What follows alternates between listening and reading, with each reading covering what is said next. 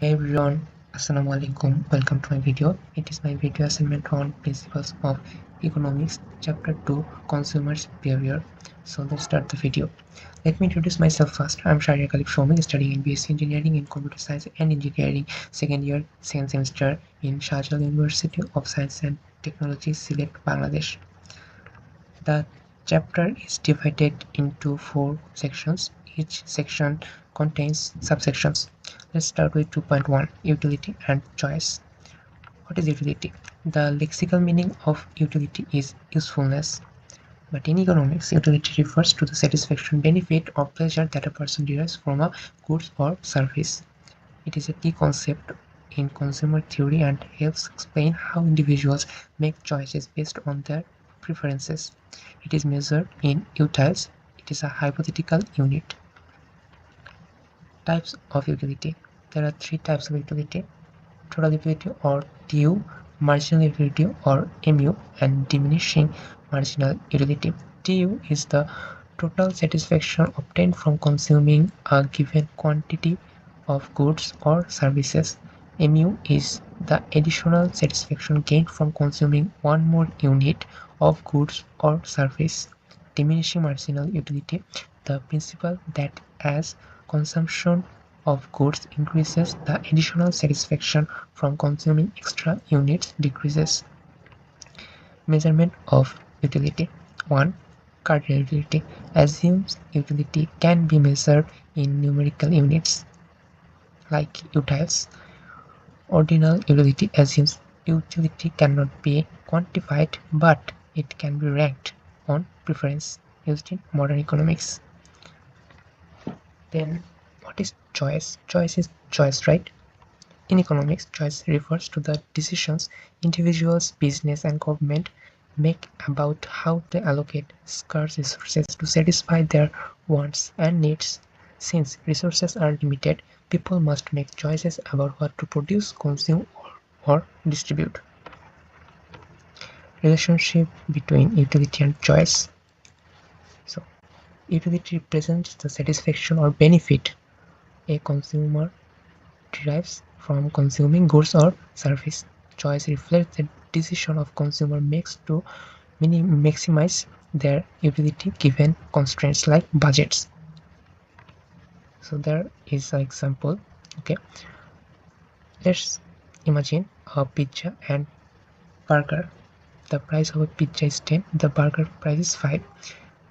Utility of pizza is 50, burger is 30. So the utility per dollar pizza is 5 and the burger is 6. So if someone has $10, he could either buy one pizza or two burgers, right? If he buy one pizza, the total utility will be 50. But if he buy two burgers, the total utility will be 60, right? So the optimal choice is two burgers because the utility is high. This is how utility influences choice under budget constraints. So now we will see the differences between cardinal utility and ordinal utility. In the aspect of definition, cardinal is measurable, but the ordinal is not measurable. It can be ranked. In measurement, it is cardinal is quantitative, but ordinal is qualitative. In comparability, cardinal exact differences can be calculated, but in ordinal, here only rankings matter, not the magnitude of differences. For example, in cardinal utility, this apple gives me 10 utiles and this orange gives 5 utiles.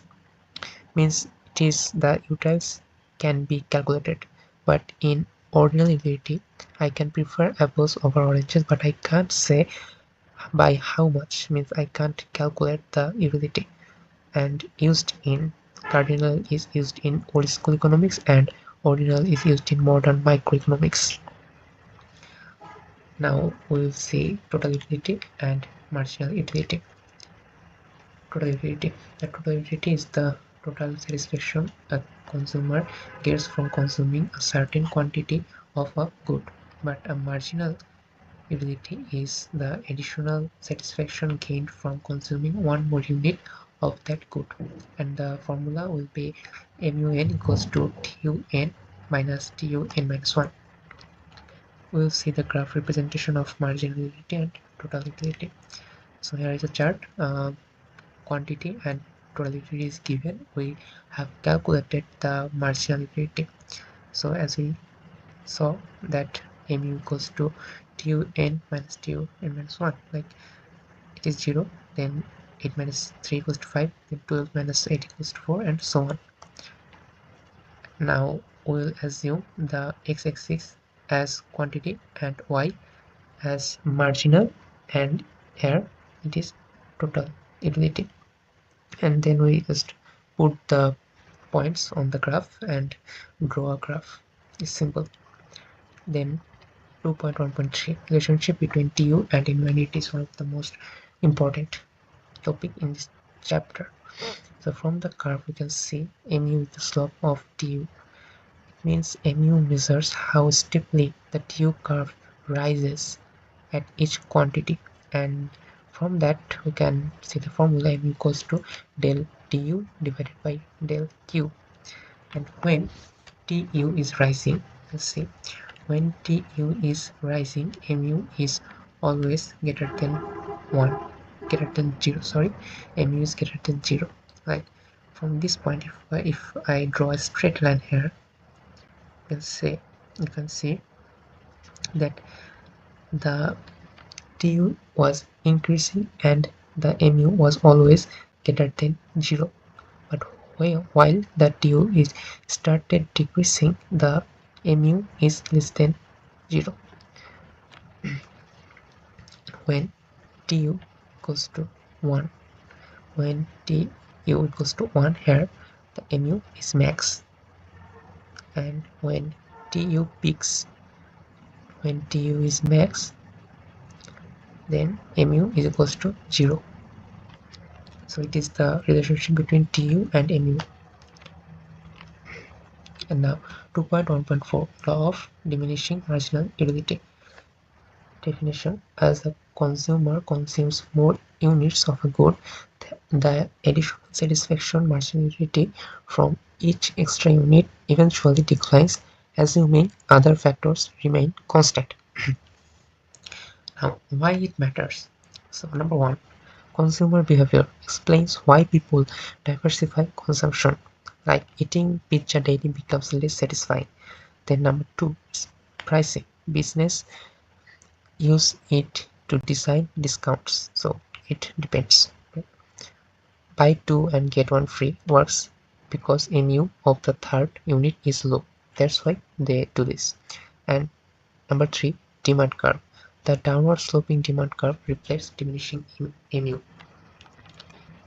Example: the first slice of the pizza is high mu, the fourth slice is low mu because you are almost full, and the sixth slice mu equals to 0, or it is negative that you can feel sick.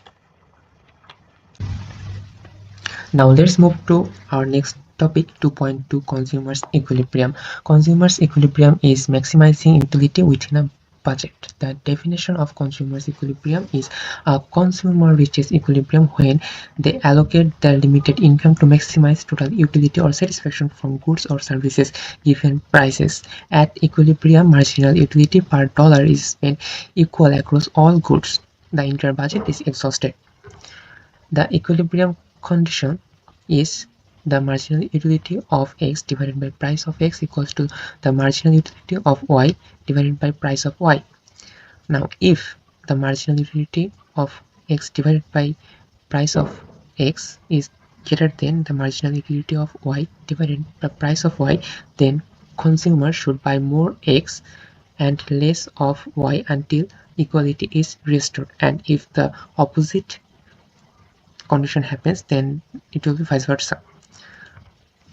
In 2.2.1 we will see indifference curve and budget line. So what is an indifference curve? An indifference curve is a graphical representation of different combinations of two goods that provide the same level of satisfaction to consumer, meaning the consumer is indifferent between any points on the curve. The satisfaction means the total utility. And there is the curve. If if the in the x-axis we have good number 1 and in the y-axis we have good number 2, and the total utility of good 1 and good 2 is same. So we put the point here and draw a graph. So here it is the medium utility, the green line is the medium utility, and the blue line is TU decrease, means the total utility decreased, means it's lower utility, and the red is higher utility. Let's say a consumer has a budget of $10, price of good 1 is 20, the price of good 2 is 25. Now we can draw a budget line where the points are in x-axis. It is 100 divided by the price of good 1, 20 equals to 5, that is 5, and in y-axis it's 4 because it's 100 divided by 25, and the income will be the income M. Formula is this. Now we just add 4 and 5 and we'll get our budget line. Here is the indifference curve and the budget line.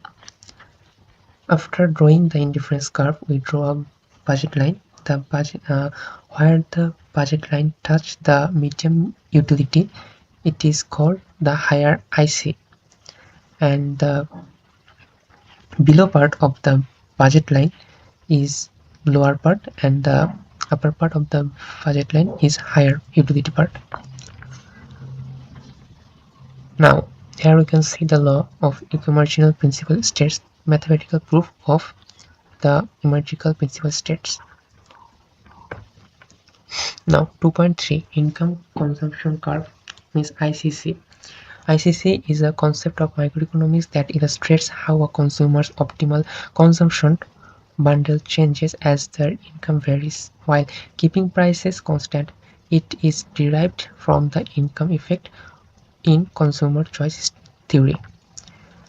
Definition: the ICC shows the path of optimal consumption bundles as income changes, the prices held constant. It connects the tangency points of the budget lines and indifference curves. Graphical representation: on a graph with two goods x and y, ICC traces how consumption shifts when income increases or decreases. If both goods are normal, then the ICC slope is upward. If the good is inferior, then the ICC may bend backward for that good. Types of goods and ICC shape. Normal goods, the ICC slope will be upward. Inferior goods, the ICC slope will be downward for the inferior good. Luxury or necessity versus necessity. The steepness of the ICC indicates whether a good is a luxury.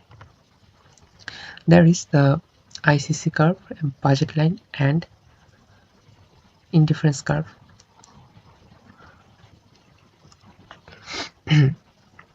We have 3 IC curve and we have 3 budget line, and the touch point of the IC and the budget line is our income point, and if we connect the income points we will get our ICC curve. And for this graph, the ICC curve is a straight line and it is upward, means they are normal goods. Now we will see angel curve. The angel curve shows the relationship between a consumer's income and the quantity demanded of a good, holding prices constant. It is closely related to the income consumption curve, means ICC. Angel curve illustrates how demand for a good responds to change in income. Its shape depends on whether the good is normal or inferior, normal goods or positive slope. Demand increases as income rises, necessities steeper at low incomes, flatter at high incomes, and luxuries steeper at high incomes. Example: if a consumer buys more organic food as income rises, its angel curve slopes upward.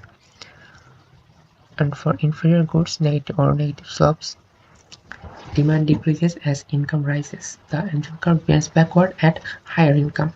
Example: a consumer may switch from cheap fast food to gourmet meals as income grows. Now let's move to 2.4 Water Diamond Paradox. The water diamond paradox, also known as the paradox of value, was famously discussed by Adam Smith in The Wealth of Nations. It questions why water, which is essential for life, has a low market value, and diamonds, which are not essential but have a high market value. This paradox highlights the difference between total utility and marginal utility. The solution comes from neoclassical economics, particularly the concepts of marginal utility. Total utility, the total satisfaction from consuming a good. Water has high total utility because it is necessary for survival.